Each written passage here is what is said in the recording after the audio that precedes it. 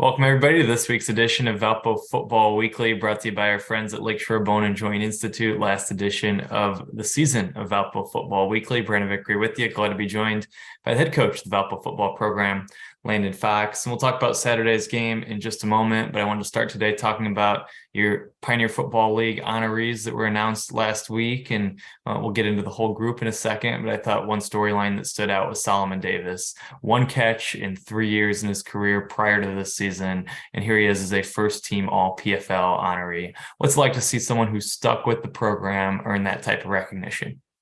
Yeah, it's unbelievable. It's awesome to see. Just so happy for Solomon and because of who he is and the type of person he is. You want to talk about, a guy that comes into the football building every day, excited to be part of it. And he's done so for, like you said, has done so for 3 years. And it could have been very easy for him to get frustrated and, I've been injured and should I keep playing? I mean, so I think true character is revealed in times of adversity. And so that tells you what he was able to do, and to be able to handle that and be able to stick with it. And so to see that happen for him, not surprising. He's very good, talented, but very rewarding to see him receive that kind of accomplishment and that recognition because he is a very good player and, more importantly, a good person, better person. I want to make sure you mention all your honorees here. First team, Aaron Dawson, Aaron Bird, and Ben Hines, as well as Solomon Davis. Second team, Sam Hafner, Colton Sherman, Evan Mathis. Honorable mention, Matt Ross, Evan Jernigan, Kevin Spellman. What's it like to see so many players in your program that worked so hard throughout the year earn that type of recognition?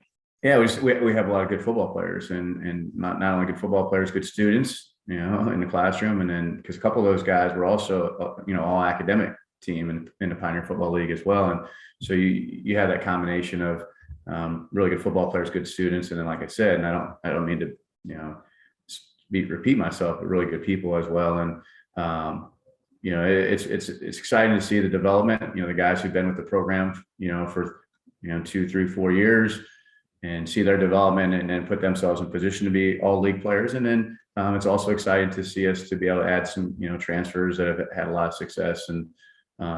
Like Aaron Dawson and Ben Hines and Evan Mathis, who were able to keep that trend going of finding guys who fit our program, and that's very important, that fit piece of it, because there's certain ways and expectation standards that we have in the program, and to have those guys come in and fit in so well is just outstanding. You mentioned the academic piece of it, 6 players academic All-PFL, and looking at the 3 first-team honorees and their academic performance. Drew Parrish, 398 in electrical engineering, Kurt Kesson, 399 mechanical engineering, Sam Hafner, 380 in biology, and they're all very key players on the field for you as well. Just what type of representation of what the program is about is that to look at those GPAs, and then also look at the production on the field with guys like that? Yeah, when that was something that we brought to our team's attention when we had a team meeting and recognized those guys in terms of, what they were able to accomplish in the classroom. But what major they were in too, it was definitely quite an accomplishment for those individuals and then just our team, because you're talking about, a nationally ranked engineering school, and it's challenging, it's tough. We talk to recruits about that, but we want guys who want that. So when they walk away from here, they're prepared. And so it's nice to have a university and a football program that have shared the same values of, you like things to be challenging, you like things to be hard. That's when you're growing, and that's when you're learning. And their ability to do those things at a high level says so much. Says so much about them as people, and just the discipline they have to be able to do both at a high level. Let's talk about Saturday's game and experience. We talked a lot about it, the first chance to play an FBS program in the history of your program against New Mexico State on Saturday. What can you take away from that experience? How can you use it as a building block toward the future of your program? Yeah, I'd say number one is to have the opportunity to play at a high level. And they're a bowl team, and I know some other things had to go with waiver, this and that, but they're a bowl eligible football team. And so not only are we playing an FBS team, but an FBS team that it is very good. And I think the thing that you take away from it is we need to continue to improve our program when we're playing teams that may have more talent on paper, that we have to say, hey, this isn't a math problem. It doesn't always figure out that way, but we have to do a better job of making people earn what they get. And at times in the game Saturday, we just didn't do that. And I told the guys after the game, defensively, from a defensive perspective, if they scored 21 points in the first half, or 28 points, but they did them on 10 play, 12 play, 15 play drives, okay, they're better. They execute at a higher level. Or our ability to move the ball. We moved the ball early in the game, but that kind of fizzled out. And we still have to have the ability to continue to do that for 4 quarters. And those are the things you take away, and you can't replicate that kind of speed.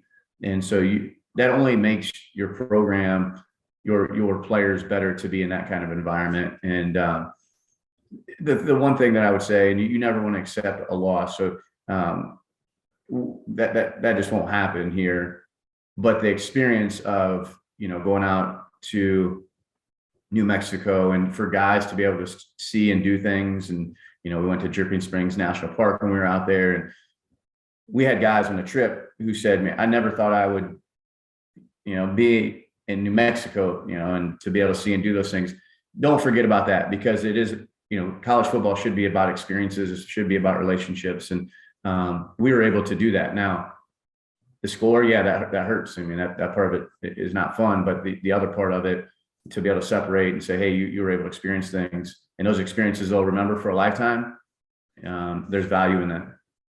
Very well put. And there he is, the head coach of the Valpo football program, Landon Fox. As we wrap up the final edition of the year, thanks for tuning in. Thanks for all the fans following the program all season long. It's been Valpo Football Weekly, and it's brought to you by our friends at Lakeshore Bone and Joint Institute.